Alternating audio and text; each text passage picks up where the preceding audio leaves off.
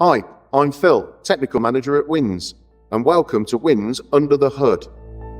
We have more than 80 years experience in additives and always evolving to meet the needs of new technology. In this series of videos, we're going to take a look at the 3 Wynn solutions for cleaning a DPF. The question is, what's your process for a block diesel particulate filter? So when a vehicle enters the workshop with a block DPF, how can we effectively clean it and restore vehicle operation? A block DPF is often the result of a contaminated combustion chamber, which affects the combustion efficiency and increases soot deposits.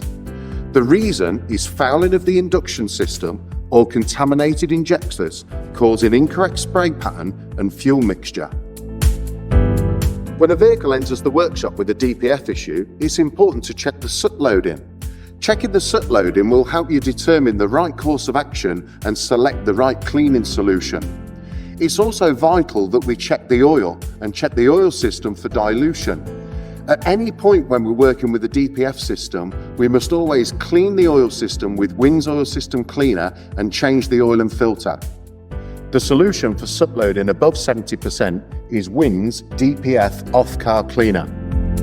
With the diesel particulate filter removed, support the DPF in an upright position with the inlet of the DPF blocked off.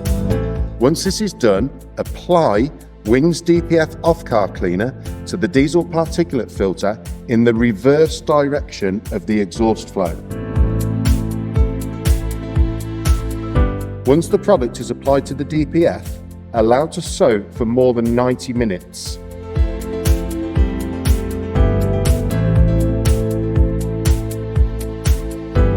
After the product has been allowed to soak in the DPF, remove the bung and rinse the DPF with hot water.